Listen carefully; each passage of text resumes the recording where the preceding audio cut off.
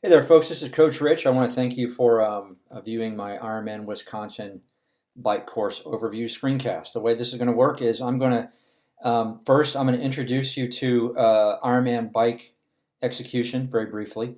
Then I'm going to drill that down into how we see every Ironman bike course play itself out because that is critical. How the race usually plays out is critical to my understanding and me helping you understand how I want you to visualize this Ironman Wisconsin bike course.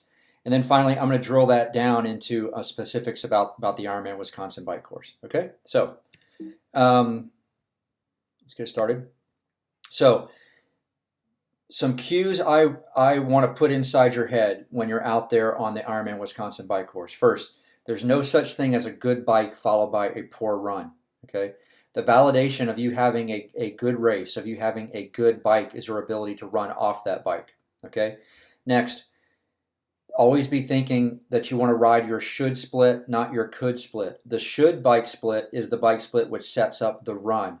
The could bike split is the split that you dream about, that you think you might be able to ride. Okay, so when you're out there, always ask yourself, am I riding my should bike split? Am I riding this hill, this flat, this false flat, this headwind, tailwind, crosswind in a manner which sets up the run? Or am I chasing my could bike split? And finally, 9 out of 10 people on the Ironman Wisconsin bike course don't know how to race.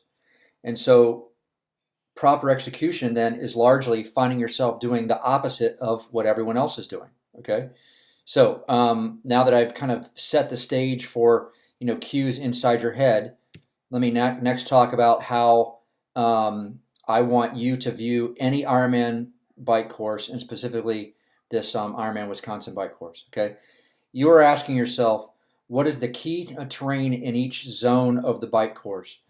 Is it a terrain which encourages um, pacing errors? And if I'm making those errors in this part of the course, when and how and where are those errors going to express themselves?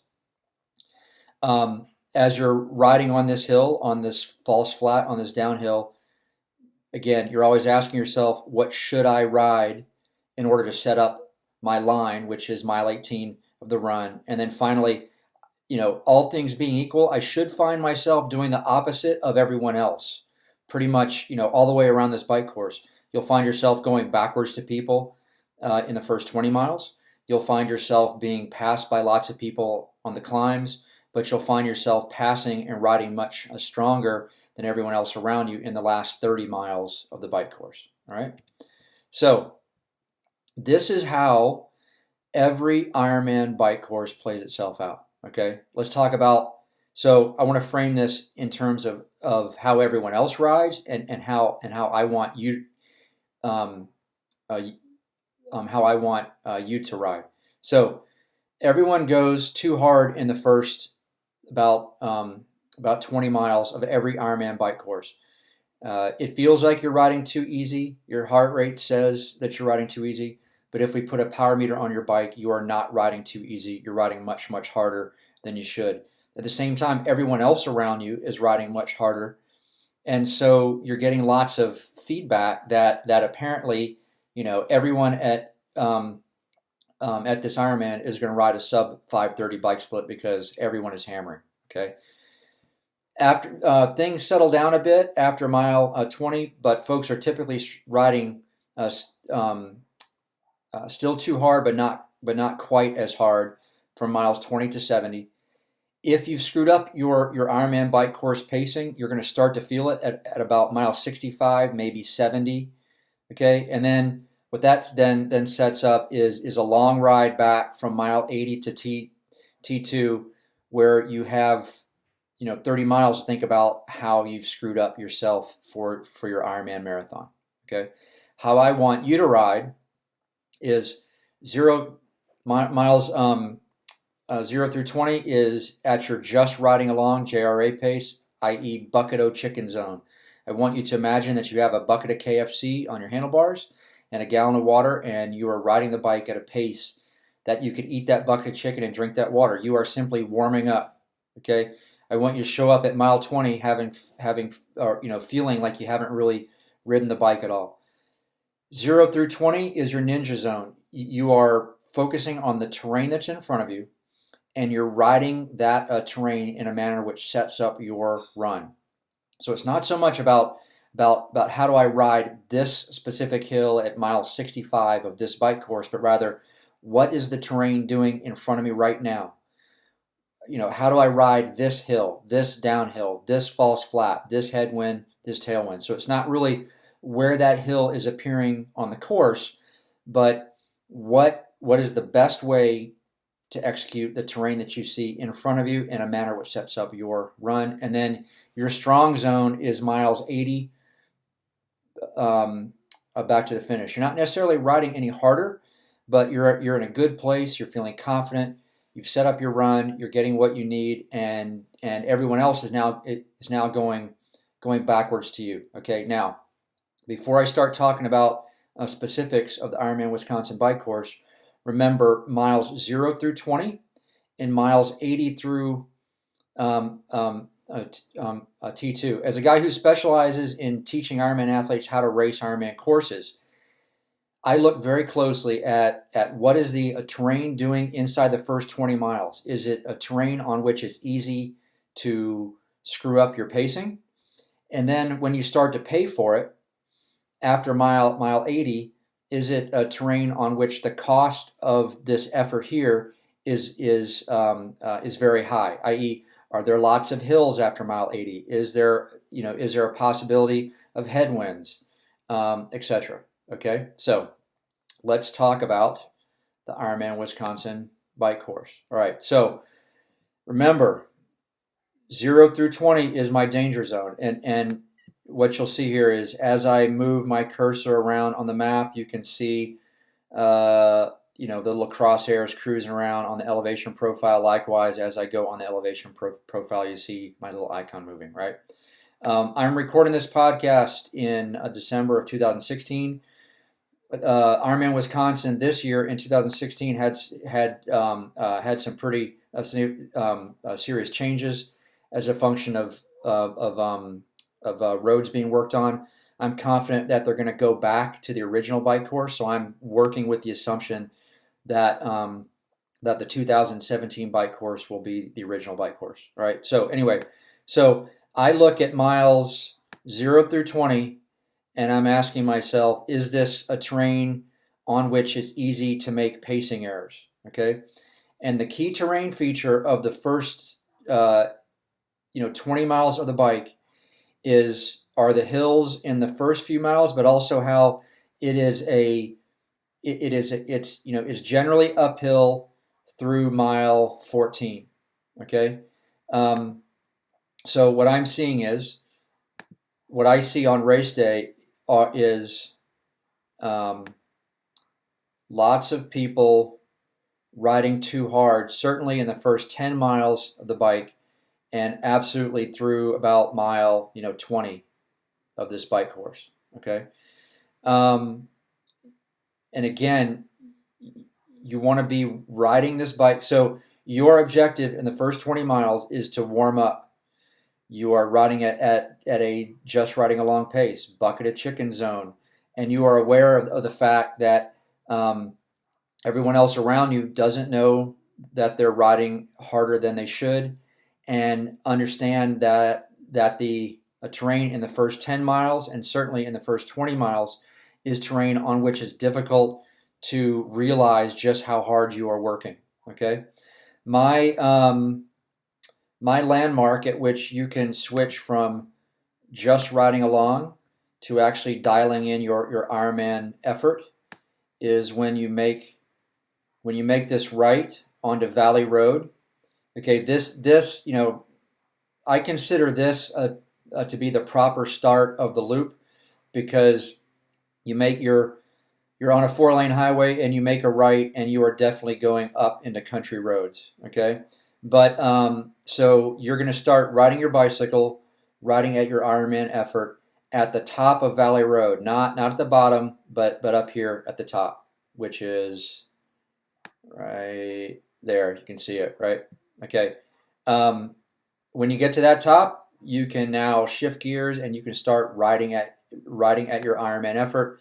But until then, you are giving me my my very easy, steady pace. Okay. After that, we switch into our ninja zone, and you are simply you're riding the terrain that you see in front of you in a manner that sets up the run. And if you ask yourself, what is self, what is the pace I should be riding up this hill? You say, well, I'm I swam 2.4 miles. Now I'm in the middle of a 112-mile bike ride, and after I get off this bike, I have to run a marathon. Okay, and when you frame the question of how I should ride this hill, when you frame it within that framework of a 2.4 mile swim, 112-mile bike, and a marathon, the answer is pretty much always easy, steady, slow down, do the opposite of what everyone else is doing. Okay, so you're just going around the bike course, executing the terrain that you see um, in right in front of your bike. And some of the danger spots that I'll point out, dangerous in terms of pacing. Messerschmitt Road right here has some rollers, and you might think that you can roll over them, but you can't. The climb into Mount Horeb, this climb here, is actually one of the beefier climbs on the course, but people don't really think about it much because of the area at which you're on it. Okay, you're on this climb inside the first 30 miles, and you're back on it again after mile 65. Both of those times that you're on it, it's occurring at a part of the bike course where you are still at risk of riding that hill too hard. But no one really talks about it because it happens relatively early in the bike ride. Okay. The next danger spot on this bike course is, where is, sorry, got to zoom in. The hamsters in my Mac are thinking too hard. Is you go through Mount Horeb, make the right on S, and you make the left on Witt Road. Witt Road, you can see like roller, roller, roller, and you're going to think, oh, I got it.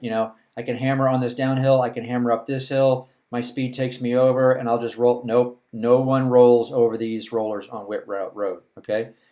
Yes, carry lots of speed on this downhill. Spin out. Don't coast unless you're going over about 36, 38. But the nature of these rollers on Witt, you absolutely cannot roll over them. Okay. The next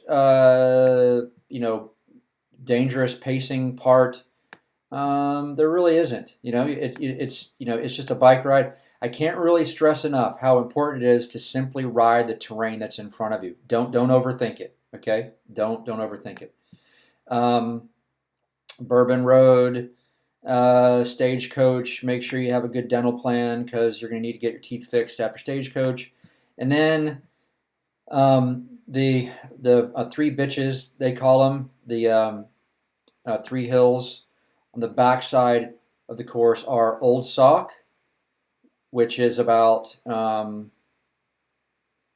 know if Old Sock is it's this, so call it, it's 1.7 miles. It's more make it up. It's 1 mile at about 6%, maybe a half mile at 6%. No big deal. Ugh, come on. Anyway, Old Sock, um,